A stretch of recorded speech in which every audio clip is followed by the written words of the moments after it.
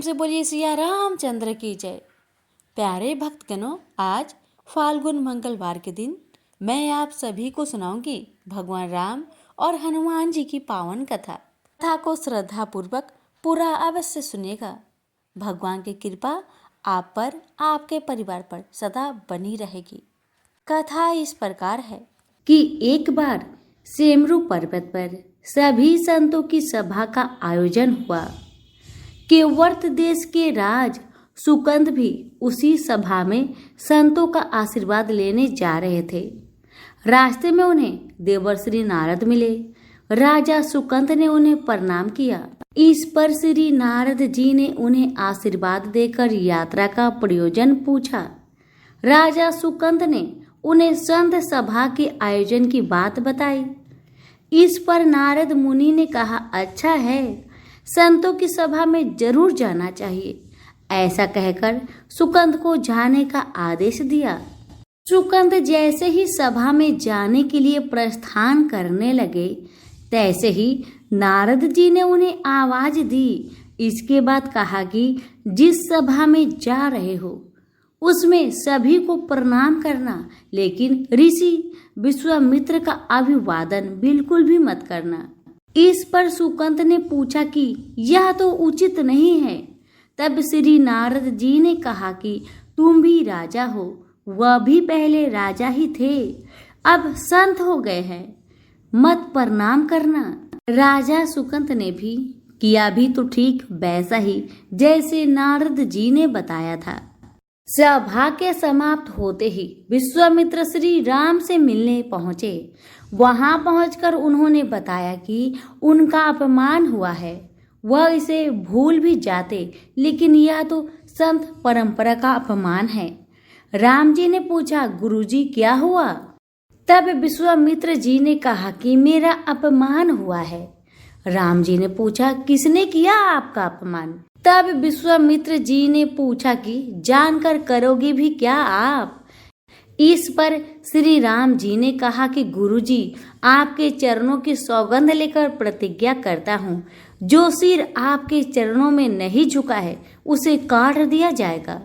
कल सुबह मैं उसका वध करवा दूंगा। श्री राम की इस सौगंध का जैसे ही राजा सुकंद को पता चला, वह नारद मुनि को ढूंढने लगे। काफी देर तक वह परेशान रहे, लेकिन नारद मुनि उन्हें नहीं मिले। वह व्याकुल होकर जब रोने लगे, तब नारद जी प्रकट हुए। सुकंद ने हाथ जोड़कर उन्हें सारी कथा सुनाई, साथ ही प्राण दान की विनती की। इस पर नारद जी ने उन्हें माता अंजनी की शरण में जाने की सलाह दी और ये भी कहा कि अगर उन्होंने तुम्हें बचाने का वचन दे दिया तो तुम जरूर बच जाओगे, लेकिन यह भी कहा कि वह किसी को यह नहीं बताएंगे कि नारद जी ने उन्हें यह सलाह दी है। राजा सुकंद के रोने की आवाज सुनकर माता अंजनी बाहर पहुंची। तब उन्होंने कहा कि माता, मुझे बचा ले, अन्यथा विश्वामित्र जी मुझे मार डालेंगे। इस पर माता अंजनी ने सुकंद को उसके प्राण बचाने का वचन दिया। उन्होंने कहा कि तुम शरण में हो, तुम्हें कोई नहीं मार सकता। इसके बाद राजा सुकंद को विश्राम करने के लिए कहा। जब शाम ढले तब हनुमान जी माता अंजना के पास पहुंचे तो उन्होंने सारी बात बताई, लेकिन सुकंद को बुलाने से पहले पवन सुत से सौगंध लेने को कहा। तब श्री हनुमान जी ने कहा कि वह श्री राम के चरणों की सौगंध लेते हैं कि वह सुकंद के प्राणों की रक्षा करेंगे। तब माता अंजनी ने राजा को बुलाया। हनुमान जी ने पूछा, कौन तुम्हें मारना चाहता है? तब सुकंद ने बताया कि श्री राम उन्हें मार डालेंगे। इतना सुनते ही माता अंजनी हैरान रह गई। उन्होंने कहा कि तुमने तो विश्वामित्र जी का नाम लिया था। तब राजा ने कहा कि नहीं, वह तो मरवा डालना चाहते हैं, लेकिन मारेंगे तो राम ही। हनुमान जी ने राजा सुकंद को उनकी राजधानी में छोड़ा और श्री राम के दरबार में पहुंचे। वहां पहुंचकर उन्होंने राम जी से पूछा कि वह कहाँ जा रहे हैं। तब मर्यादा पुरुष उत्तम ने बताया कि वह राजा सुकंद का वध करने जा रहे हैं। तब हनुमान जी ने कहा, प्रभु उसे मत मारिए। राम जी ने कहा कि वह तो अपने गुरु की सौगंध ले चुके हैं, अब पीछे नहीं हट सकते। हनुमान जी ने कहा, प्रभु मैंने उसके प्राणों की रक्षा के लिए अपने इष्ट देव यानी कि आपकी सौगंध ली है। तब राम जी कहते हैं कि ठीक है, तुम अपना वचन निभाओ, मैं तो उसे मारूंगा।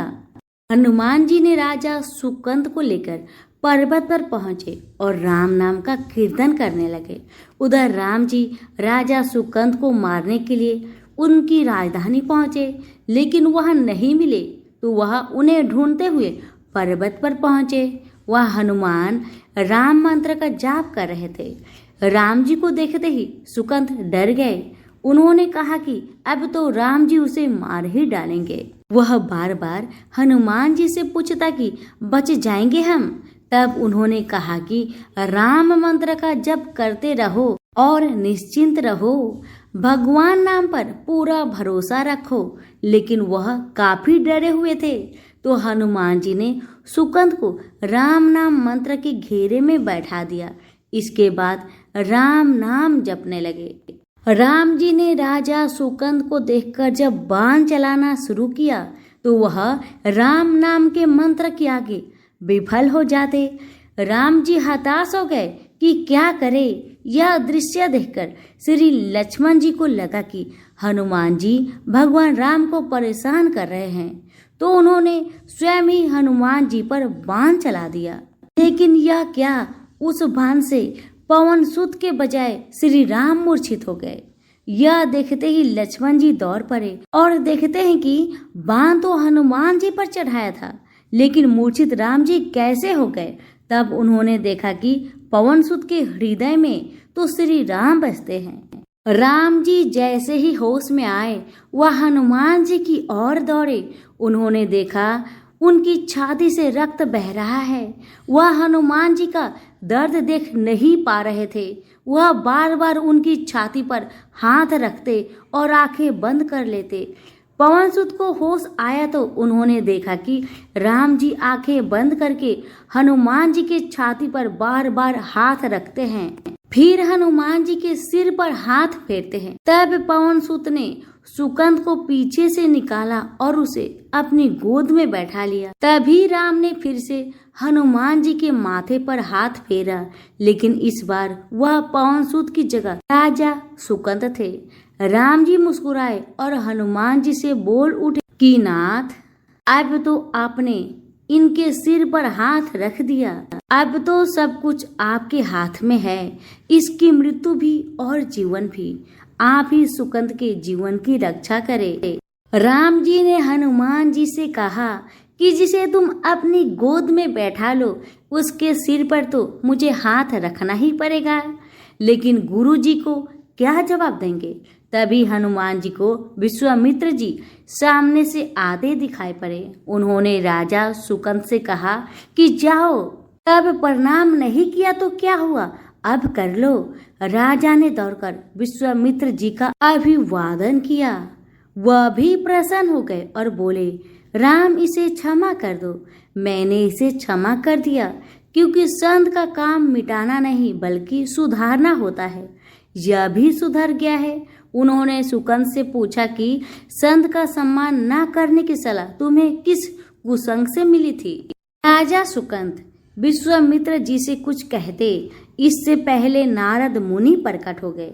उन्होंने सारी घटना कह सुनाई। तब विश्वामित्र जी ने पूछा कि नारद, तुमने ऐसी सलाह क्यों दी। तब नारद जी ने कहा कि अक्सर ही लोग मुझसे पूछते थे कि राम बड़े या राम का नाम बड़ा, तो मैंने सोचा कि क्यों न कोई लीला हो जाए कि लोग अपने आप ही समझ ले कि भगवान से अधिक भगवान की नाम की महिमा है। तो सभी प्रेम से बोले, श्री रामचंद्र की जय, पवन सुत हनुमान की जय। इस व्रत की कथा का उल्लेख श्री पद्म पुराण में इस प्रकार है। प्राचीन काल में नंदक नामक एक विद्वान ब्राह्मण था। सुनंदा नाम की उसकी पत्नी को कोई संतान नहीं हुई, तो उस बूढ़े ब्राह्मण ने किसी दूसरे की सुंदर गुणवती कन्या को अपनी पुत्री के रूप में गोद ले लिया। ऐसा कहा जाता है कि कन्या के अष्टांग नित्य ही बहुत सा सोना दिया करते थे, जिसकी बदौलत वह ब्राह्मण धन धान्य हो गया। इससे उसमें भारी मद और अभिमान आ गया। वह राजा की तरह रहने लगा। कन्या जब विवाह योग्य हो गई तो नंदक ने उसका विवाह सोमेश्वर नाम के एक ब्राह्मण युवक के साथ कर दिया। इस तरह वह कन्या से नित्य प्रति मिलने वाले स्वर्ण से वंचित हो गया। जब ससुराल से शुभ दिन देखकर सोमेश्वर अपनी पत्नी को अपने घर ले जाने के लिए चला तो रास्ते में रात हो गई। वन में अकेला देखकर निर्दयी नंदक ने सोमेश्वर की हत्या कर दी। पति को मरा देख ब्राह्मण पुत्री बहुत दुखी हुई। उसने पति के साथ मरने का निश्चय कर लिया। वह मरने की तैयारी कर ही रही थी कि मंगल देव वहां उपस्थित हुए और उन्होंने उसे वर मांगने को कहा। ब्राह्मण पुत्री ने कहा, हे देव, यदि आप मुझ पर प्रसन्न हैं तो मेरे पति को जीवित कर दे। यह सुन मंगल देव ने उसके पति को परम विद्वान बनाकर जीवित कर दिया और भी वर मांगने को कहा तो ब्राह्मण पुत्री ने कहा, हे ग्रहों के स्वामी, जो लाल चंदन द्वारा लाल फूलों से मंगलवार के दिन प्रातःकाल के समय आपका पूजन कर स्मरण करे, उन्हें बंधन, रोग और व्याधि कभी भी पैदा ना हो। उन्हें व उनके परिजनों को सर्प, अग्नि और बैरियों से भय ना हो। उनका कभी स्वजनों से वियोग ना हो तथा आप अपने भक्तों के लिए सुख देने वाले हो, यही वर मुझे दीजिए। मंगल देव बोले, जो मेरा भक्त जितेंद्रिय होकर एक बार भोजन करके 4 दीपक युक्त मंडल पर अर्धों के साथ वेदों और पुराणों के मंगल मंत्रों सहित 21 मंगलवार का व्रत करे, साथ में लाल रंग का युवा बैल सोने सहित यथाशक्ति दान करे और ब्राह्मणों को भोजन कराए तो उसे कभी मंगल की ग्रह पीड़ा नहीं होगी। उसे भूत, प्रेत, बेताल और शाकिनी कभी नहीं मार सकेंगे। उनकी दरिद्रता नष्ट होगी और उनके परिवार में यश और कीर्ति की वृद्धि होगी। उनका वंश बढ़ेगा। यह कहकर मंगल देव अंतर ध्यान हो गए। तभी से मंगलवार व्रत की परिपाटी चालू हुई। सभी प्रेम से बोले, पवन पुत्र हनुमान की जय। एक दूसरी कथा के अनुसार एक वृद्धा प्रति मंगलवार को व्रत रखती थी। उसका एक पुत्र भी था जिनका नाम मंगलिया था। मंगल को बुढ़िया न तो गोबर लिपती थी न मिट्टी खोदती थी।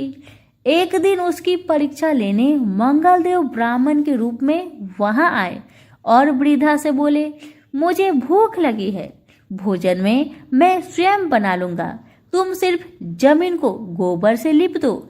इस पर बुढ़िया ने कहा, आज मंगलवार है, मैं इस दिन जमीन नहीं लिपती, हाँ पानी छिड़क कर चौका लगा देती हूँ, आप उसी जगह रसोई बनाए। ब्राह्मण ने कहा, मैं तो गोबर से लिपे चौके में ही भोजन पकाता हूँ। बुढ़िया ने जमीन लिपने के सिवा कुछ भी करने की हामी भर ली तो ब्राह्मण ने वृद्धा से कहा, अपने लड़के को बुलाकर औधा लिटा दो, उसी की पीठ पर मैं भोजन पकाऊंगा। काफी सोचने पर वृद्धा ने पुत्र को बुलाकर औधा लिटा दिया तथा उस ब्राह्मण की आज्ञा से अंगीठी जला दी। ब्राह्मण ने अंगीठी में आग जला भोजन बनाने के बाद वृद्धा से बोला, अपने पुत्र को बुला, वह भी प्रसाद ले लेगा।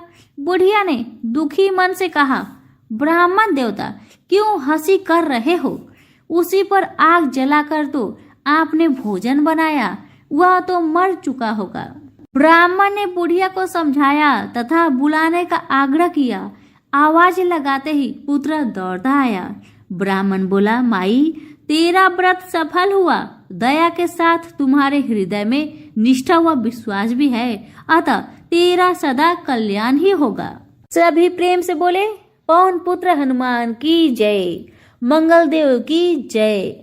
यह कथा है हनुमान जी की माँ से ऐसी कौन सी भूल हो गई जिस कारण वह अप्सरा से बन गई बनरी। आइए सुनते हैं। एक बार देवराज इंद्र की सभा स्वर्ग में लगी हुई थी। इसमें दुर्वासा ऋषि भी भाग ले रहे थे।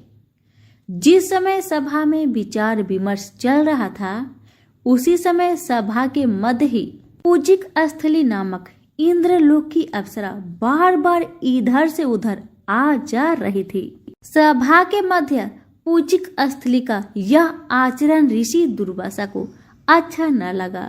दुर्वासा ऋषि अपने क्रोध के लिए प्रसिद्ध है। उन्होंने पूजिक स्थली को कई बार टोक कर ऐसे करने से मना किया, लेकिन वह अनसुना कर वैसा ही करती रही। तो दुर्वासा ऋषि ने कहा, तुझे देव सभा की मर्यादा का ज्ञान नहीं।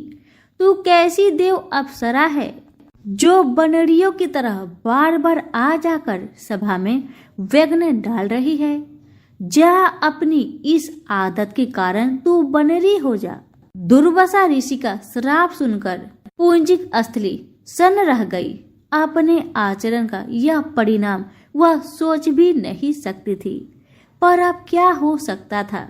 भूल हो चुकी थी, उसके कारण वह श्रापग्रस्त भी हो गई। उसने हाथ जोड़कर अनुनय विनय कर कहा, ऋषिवर, अपनी मूर्खता के कारण यह भूल में अनजाने में करती रही और आपकी वर्जना पर भी ध्यान न दिया। सभा में व्यवधान डालने का मेरा कोई उद्देश्य न था। कृपया बताइए, अब आपके इस श्राप से मेरा उद्धार कैसे होगा। अप्सरा की विनती सुनकर ऋषि दुर्वासा पसीजे बोले, अपनी इस चंचलता के कारण अगले जन्म में तू वानर जाति की राजा बिरज की कन्या के रूप में जन्म लेगी। तू देव सभा की अप्सरा है, अतः तेरे गर्भ से एक महान बलशाली, यशस्वी तथा प्रभु भक्त बालक का जन्म होगा। पूंजिक अप्सरा को संतोष हुआ। पूर्ण जन्म में वानर राज बिरज की कन्या के रूप में उसका जन्म हुआ। उसका नाम अंजना रखा गया। विवाह योग होने पर इसका विवाह वानर राज केसरी से हुआ। अंजना केसरी के साथ सुखपूर्वक प्रभास तीर्थ में रहने लगी। इस क्षेत्र में बहुत शांति थी तथा बहुत से ऋषि आश्रम बनाकर यज्ञ आदि करते थे। एक बार ऐसा हुआ कि वन में विचरने वाला शंखवल नामक जंगली हाथी परमत्त हो उठा तथा वन में उत्पात मचाने लगा। उसने कई आश्रमों को रौद डाला, यज्ञ वेदियों नष्ट कर दी। उसके भय से लगते हुए अनेक तपस्वी बालक आहत हो गए। कई आश्रम उजड़ गए।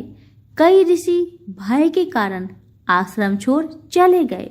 केसरी को जब शंखवल नामक हाथी के इस उत्पात का पता लगा तो वह आश्रम तथा आश्रम वासियों की रक्षा के लिए तत्काल वहां आए और शंख बल को बड़ी कुशलता से घेरकर उसके दोनों दांतों को पकड़कर उखाड़ दिया।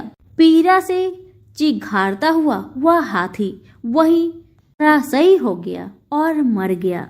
आश्रम की रक्षा के लिए उनके अचानक पहुंचने तथा हाथी को मारकर आश्रम वासियों को निर्भय कर देने वाले केसरी का ऐसा बल देख ऋषि मुनि बहुत प्रसन्न हुए और केसरी के पास आकर आशीर्वाद देते हुए कहा, वानर राज केसरी, जिस प्रकार तुमने आज हम सबकी तथा आश्रम की रक्षा की, इसी प्रकार भविष्य में तुम्हारा होने वाला पुत्र पवन जैसे वेग वाला होगा तथा रुद्र जैसा महान बलशाली होगा। तुम्हारे बल तेज के साथ साथ उसमें पवन तथा रुद्र का तेज भी व्याप्त रहेगा। केसरी ने कहा, ऋषिवरों, मैंने तो बिना किसी कामना के परम हाथी को, जो किसी प्रकार वश में नहीं आ रहा था, मारकर आपकी इस यज्ञ भूमि को निर्भय किया है।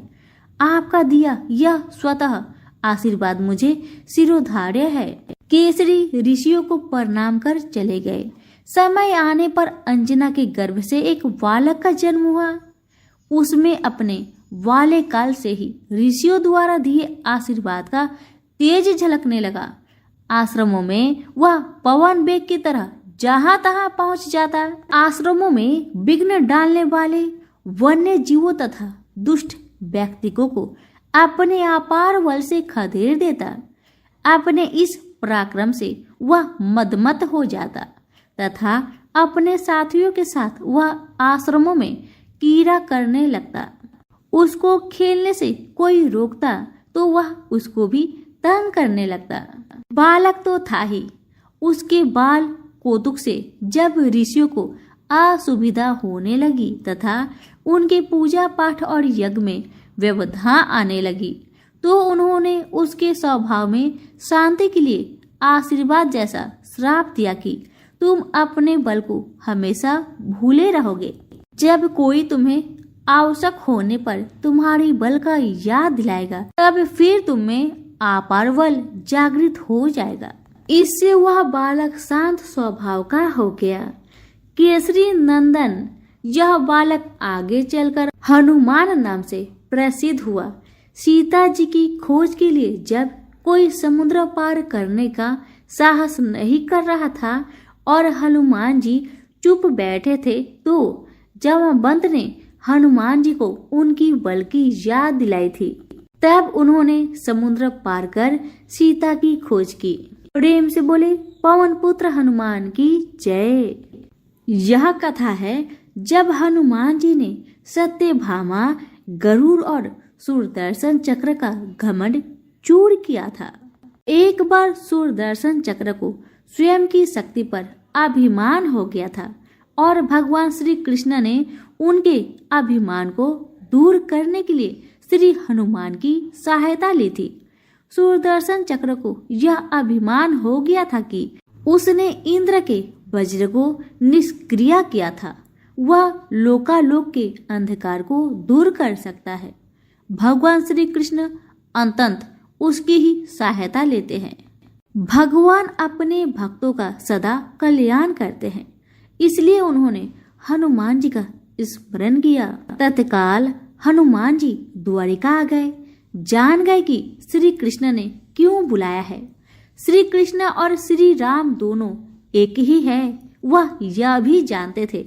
इसलिए सीधे राज दरबार नहीं गए, कुछ कौतुक करने के लिए उद्यान में चले गए। वृक्षों को उखाड़ फेंका, कुछ को तोड़ डाला तथा वाटिका को वीरान बना दिया। फल तोड़ना और फेंक देना हनुमान जी का मकसद नहीं था, वह तो श्री कृष्ण के संकेत से कौतुक कर रहे थे।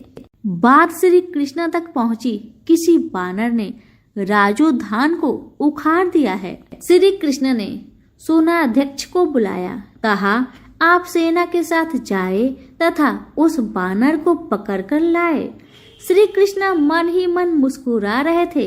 सेनाध्यक्ष ने सेना सहित तत्काल वाटिका पहुंचे तथा उन्होंने हनुमान जी को ललकार कर कहा, बाग क्यों उजाड़ रहे हो, फल क्यों तोड़ रहे हो, चलो तुम्हें श्री कृष्ण बुला रहे हैं। हनुमान जी ने सेनाध्यक्ष से कहा, मैं किसी कृष्ण को नहीं जानता, मैं तो श्री राम का सेवक हूँ, जाओ कह दो मैं नहीं आऊंगा। सेनाध्यक्ष क्रोधित होकर बोले, तुम नहीं चलोगे तो मैं तुम्हें पकड़ कर ले जाऊंगा। हनुमान जी ने सेनाध्यक्ष को पूंछ में दबोचकर दूर राजमहल की तरफ फेंक दिया। सेनाध्यक्ष ने दरबार में पहुंचकर भगवान को बताया, वह कोई साधारण वानर नहीं है, मैं उसे पकड़कर नहीं ला सकता। श्री कृष्ण ने हनुमान जी को कहलवा भेजा कि आपको श्री राम बुला रहे हैं तथा सुदर्शन चक्र को आदेश दिया, हे सुदर्शन जी, द्वार पर रहना, कोई बिना आज्ञा अंदर न आने पाए तथा अगर कोई बिना आज्ञा के अंदर आने का प्रयास करे तो आप उनका वध कर दे। श्री कृष्ण समझते थे कि श्री राम का संदेश सुनकर तो हनुमान जी एक पल भी रुक नहीं सकते। दरबार के द्वार पर सुदर्शन ने उन्हें रोककर कहा, बिना आज्ञा अंदर जाने की मनाही है। जब श्री राम बुला रहे हो तो हनुमान जी विलंब सहन नहीं कर सकते। हनुमान जी ने सूरदर्शन को पकड़ा और इलायची की भांति दाढ़ में दबाकर मुख में रख लिया। भगवान राम के स्वरूप में श्री कृष्ण जी सिंहासन पर बैठ गए। सिंहासन पर बैठे श्री राम को देखकर हनुमान जी श्री कृष्ण के चरणों में नतमस्तक हो गए। श्री कृष्ण ने हनुमान जी को गले लगा लिया। श्री कृष्ण ने हनुमान जी से पूछा, हनुमान तुम अंदर कैसे आ गए? किसी ने रोका नहीं। हनुमान जी ने उत्तर दिया, रोका था भगवान। सूरदर्शन ने, मैंने सोचा आपके दर्शन में विलंब होगा, इसलिए उनसे उलझा नहीं, उसे मैंने अपने मुंह में दबा लिया। यह कहकर हनुमान जी ने मुंह से सुदर्शन चक्र को निकालकर प्रभु के चरणों में डाल दिया। सुदर्शन चक्र का घमंड चूर हो चुका था। श्री कृष्ण यही चाहते थे। श्री कृष्ण ने हनुमान जी को हृदय से लगा लिया। हृदय से हृदय की बात हुई और श्री कृष्ण ने हनुमान जी को विदा कर दिया। परमात्मा अपने भक्तों में, अपने निकट इष्टों में अभिमान रहने नहीं देते। अगर श्री कृष्ण ने हनुमान जी की सहायता से सुदर्शन चक्र का घमंड दूर न करते तो सुदर्शन जी परमात्मा के निकट रह नहीं सकते थे। परमात्मा के निकट रह ही वही सकता है जो मैं से रहित होकर न मैं जान लेता है, अर्थात नमा को जान जाता है। नमा का अर्थ है कि मैं कुछ नहीं हूँ, वरन परमेश्वर ही सर्वत्र है तथा उन्हीं परमेश्वर को बारंबार नमन करते हूँ। अतः भक्ति मार्ग का पहला कदम है अहम और अभिमान रहित जीवन। संसार में किसी का कुछ नहीं, ख्वाहम ख्वाह अपना समझना मूर्खता है, क्योंकि अपना होता हुआ भी कुछ भी अपना नहीं होता। इसलिए हैरानी होती है, घमंड क्यों, किस लिए, किसका? कुछ रुपए दान करने वाला यदि यह कहे कि उसने ऐसा किया है तो उससे बड़ा मूर्ख और कोई नहीं। और ऐसे भी हैं जो हर महीने लाखों का दान करते हैं लेकिन उसका जिक्र तक नहीं करते, न करने देते हैं। वास्तव में जरूरतमंद और पीड़ित की सहायता ही दान है, पुण्य है। ऐसे व्यक्ति पर सरस्वती की सदा कृपा होती है। पर क्या किया जाए, देवताओं तक को अभिमान हो जाता है और उनकी अभिमान को दूर करने के लिए परमात्मा को ही कोई उपाय करना पड़ता है। सभी प्रेम से बोले हनुमान जी की जय।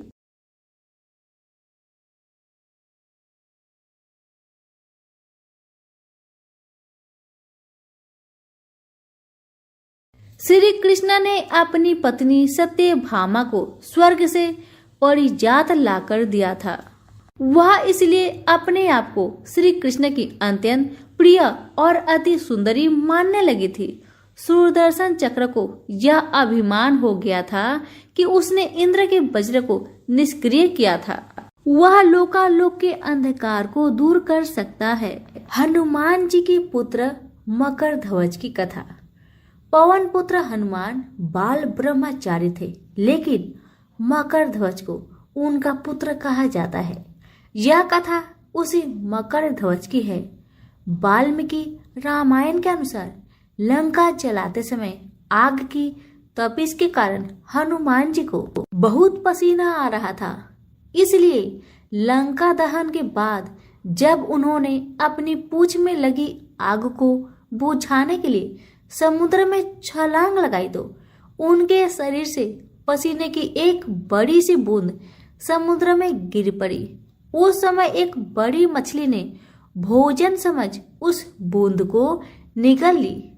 उसके उदर में जाकर वह बूंद एक शरीर में बदल गई। एक दिन पाताल के असुरराज अहिरावण के सेवकों ने उस मछली को पकड़ लिया। जब वे उसका पेट चीर रहे थे तो उसमें से वानर की आकृति का एक मनुष्य निकला।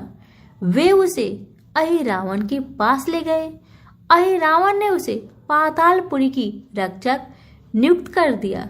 यही बानर हनुमान पुत्र मकरध्वज के नाम से प्रसिद्ध हुआ। जब राम रावण युद्ध हो रहा था, तब रावण की आज्ञा अनुसार अहिरावण राम लक्ष्मण का अपहरण कर उन्हें पातालपुरी ले गया।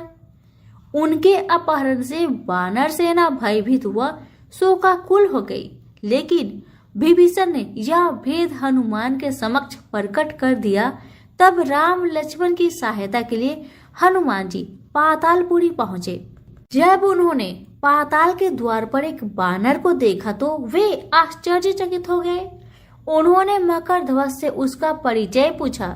मकरध्वज ने अपना परिचय देते हुए बोला, मैं हनुमान पुत्र मकरध्वज हूँ और पातालपुरी का द्वारपाल हूँ।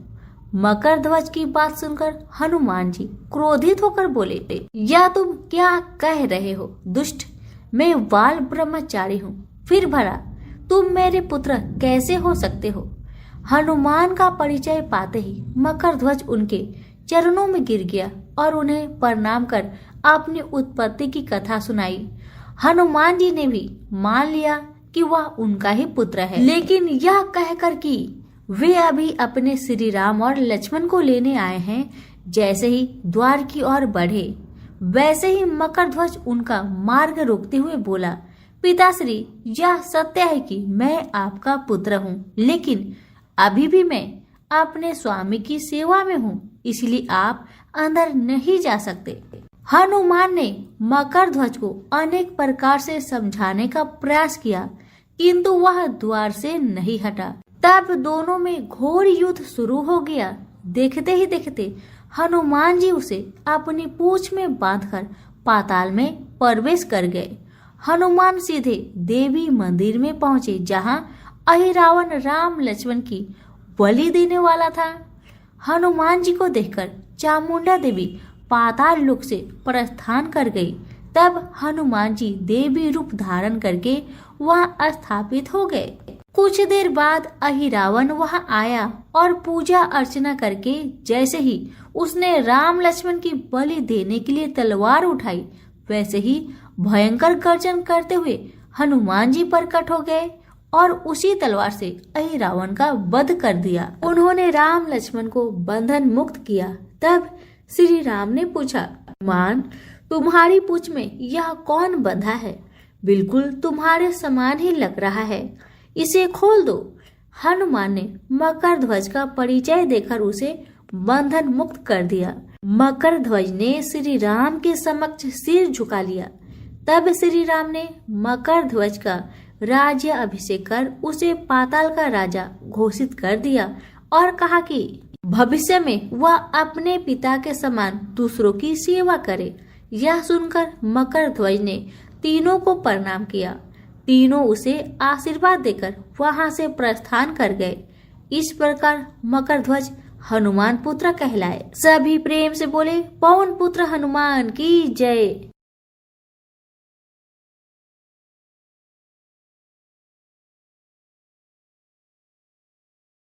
तो प्रेम से बोलिए श्री रामचंद्र की जय। अब सुनिए कथा। ये जो कथा है, इस कथा को माता सीता भगवान श्री राम को सुनाया करती थी और भगवान इसे सुना करते थे। इसी तरह से दिन बीतने लगा। एक दिन भगवान श्री रामचंद्र जी को बाहर किसी काम के लिए जाना पड़ रहा था। तो भगवान को जाते देख माता सीता ने कहा, हे प्रभु, अगर आप बाहर चले जाएंगे तो मैं अपनी 12 वर्ष का नित्य नेम की कहानी किसे सुनाऊंगी। माता सीता की बातें सुन भगवान श्री रामचंद्र जी 1 मिनट के लिए सोच में पड़ गए। फिर उन्होंने कहा, सीते, आप गांव के बाहर जो कुआं है वहीं पर जाकर बैठ जाइएगा। जब लोग पानी भरने आया करेंगे उसे ही अपना नित्य नेम की कहानी सुना दिया करे। इतना कहकर भगवान श्री राम बाहर काम पर चले गए और माता सीता भी गांव के पास जो कुआं था वहां पर जाकर बैठ गई। तभी एक स्त्री आई। उसने रेशम की जरी की साड़ी पहन रखी थी। और सोने का घड़ा ले रखा था। सीता माता उसे देखकर कहती है, बहन, ओ बहन, मेरा 12 वर्ष का नित्य नियम सुन लो। पर वह स्त्री बोली कि मैं अगर तुम्हारा नित्य नियम सुनूंगी तो मुझे घर जाने में बहुत देर हो जाएगी और मेरी सास मुझसे लड़ेगी। इतना कहकर वह लड़की माता की कहानी न सुनी और वहां से चली गई। तभी उसकी रेशम की जरी की साड़ी फट गई। सोने का घड़ा मिट्टी के घड़े में बदल गया। ऐसी हालत में जब बहू अपने घर में पहुंची तो सासू माँ हैरान रह गई देखकर। सासू माँ कहने लगी, बहू, तुम किसका दोष अपने सिर में लेकर आई हो? तब बहू ने अपनी सारी कहानी सासू माँ को बताना शुरू की। उसने कहा, सासू माँ, कुएं पर एक औरत बैठी थी। उसने मुझसे कहा कि कहानी सुन, लेकिन मैंने कहानी नहीं सुनी और जिसका परिणाम मुझे यह मिला है। सासू माँ ने अपने बहू से कहा, बहू, ठीक है, कोई बात नहीं, तुम ये साड़ी और घड़ा कल मुझे देना, मैं जाऊंगी पानी भरने। बस अगले दिन वही साड़ी और वही घड़ा लेकर सासू माँ कुएं की पहाड़ पर गई जहां सीता जी बैठी थी।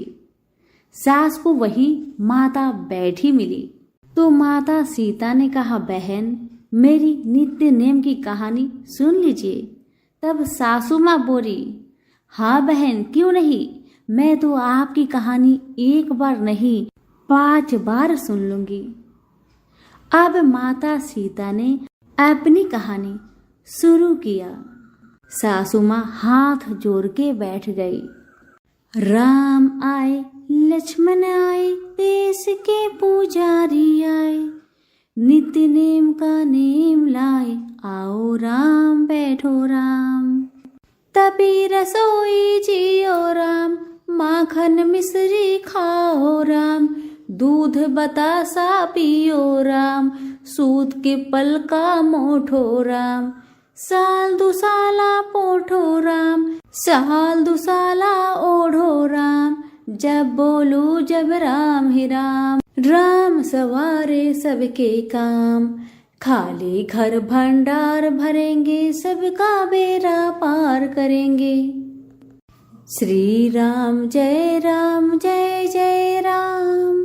सीता माता की कहानी समाप्त हुआ तो सासू माँ बोली, बहन, आपकी कहानी तो मुझे बहुत अच्छी लगी। कहानी सुनकर सास घर चली गई। उसकी साड़ी फिर से रेशम की जरी बन गई। मिट्टी का घड़ा फिर सोने के घड़े में बदल गया। जब सासू माँ घर पहुंची तो बहू कहने लगी, सासू माँ, आपने ये सब कैसे किया? तब सासू माँ ने कहा, बहू, तू तो दोष लगा कर आई थी और मैं दोष को उतार कर आ रही हूँ। बहू ने फिर पूछा कि वह कुएं वाले स्त्री कौन थी सासू माँ? तब सासू माँ बोली, वे तो सीता माता थी। और तुम नहीं जानती बहू, सीता माता पुराने से नया कर देती है। खाली घर में अन्न धन का भंडार भर देती है। वह लक्ष्मी की वास घर में कर देती है। आदमी की जो भी इच्छा हो उसे पूरा कर देती है। सासू माँ के बातें सुन बहू बोली कि ऐसी कहानी मुझे भी सुना दो सासू माँ। सासू माँ बोली, ठीक है बहू, तुम भी सुनो। अब सासू माँ ने कहानी शुरू कर दिया। मेरे साथ साथ आप भी जरूर बोलिएगा। राम आए, लक्ष्मण आए, देश के पुजारी आए, नित्य नेम का नेम लाए, आओ राम बैठो राम। तभी रसोई जियो राम, माखन मिश्री खाओ राम, दूध बतासा पियो राम, सूत के पल का मोठो राम, साल दुसाला पोठो राम, साल दुसाला ओढ़ो राम, जब बोलू जब राम ही राम, राम सवारे सबके काम, खाली घर भंडार भरेंगे, सबका बेड़ा पार करेंगे। श्री राम जय जय राम। कहानी सुनकर बहू बोली कि सासू माँ, कहानी तो बहुत अच्छी है। सास ने कहा कि ठीक है, इस कहानी को रोज कहा करेंगे। अब सास बहू रोज सवेरे उठती, नहाती धोती और पूजा करने के बाद नित्य नेम की सीता की कहानी कहती। एक दिन उनके यहाँ एक पड़ोस की औरत आई और बोली कि बहन जरा सी आँच देना तो वह बोली कि आज तो अभी हमने नहीं जलाई है। पड़ोसन ने कहा कि तुम सुबह 4 बजे से उठकर क्या कर रही हो? तब उन्होंने कहा कि सुबह उठकर हम पूजा करते हैं और फिर सीता माता की नित्य नेम की कहानी कहते हैं। पड़ोसन ने उनकी बात सुनकर फिर कहा कि सीता माता की कहानी कहने से तुम्हें क्या मिला? वो बोली कि इनकी कहानी कहने से घर में भंडार भर जाते हैं, सारे काम सिद्ध होते हैं, मन की इच्छा भी पूरी होती है। पड़ोसन कहती है कि बहन ऐसी कहानी तो मुझे भी सुना दो फिर। वह बोली ठीक है, तुम भी यह कहानी सुन लो। राम आए लक्ष्मण आए, देश के पुजारी आए, नित्य नेम का नेम लाए, आओ राम बैठो राम। जब सारी कहानी सुनानी खत्म हुई तो पड़ोसन कहने लगी बहन कहानी तो मुझे बहुत अच्छा लगा, सुनकर मेरा मन प्रसन्न हो उठा। अब वह पड़ोसन भी नित्य नेम सीता माता की कहानी कहने लगी। कहानी कहने से सीता माता ने पड़ोसन के घर में भी भंडार भर दिए।